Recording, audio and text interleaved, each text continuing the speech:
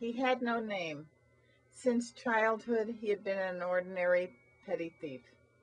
But on that fateful night, while clutching the bag of tools he was stealing and running across the factory roof, he tripped and fell through the skylight. He landed on a grinding machine, breaking his bones and tearing his body. He awoke in the hospital, where he heard a man telling the police that operating on their prisoner would not cost the police or the prison. Dr. Robert Farset was preparing a paper for the Royal College of Surgeons on treating complex injuries. He wanted to make a name for himself, and the man lying before him was the perfect specimen for him to experiment on. The prisoner lived, went through many operations, and went to court. He was charged under the name Montmorency. Montmorency was the brand name of the bag he was clutching when he was carried in following his fall. In prison, he became prisoner 493. Dr. Farset took him to scientific society meetings where physicians and scientists shared their achievements. The doctor talked about his pioneering surgical techniques, using the prisoner's nearly naked body as his primary example. While waiting in the corner for Dr. Farset to lecture, others spoke on advances in the sciences, engineering, and mathematics.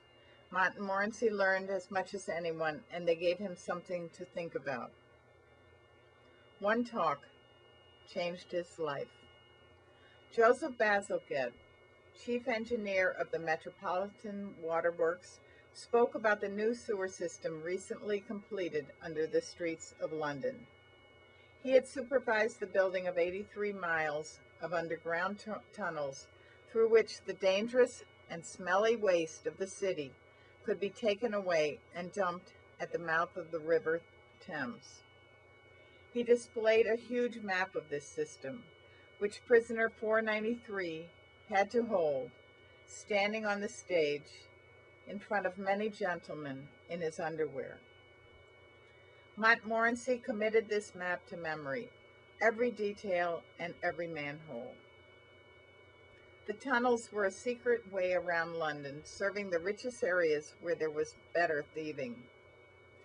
He fantasized that he could come up through the manholes, smash, grab what he wanted, and disappear again, leaving his victims and the police to wonder what had happened.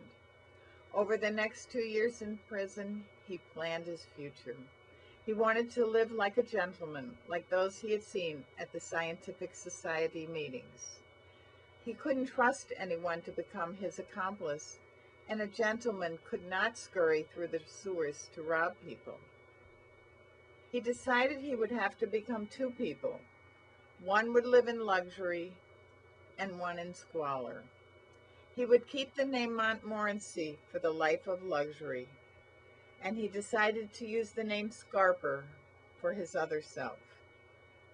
How would he keep these two men separate, and how would he keep from getting caught? Montmorency, Thief, Liar, Gentleman by Eleanor Updale.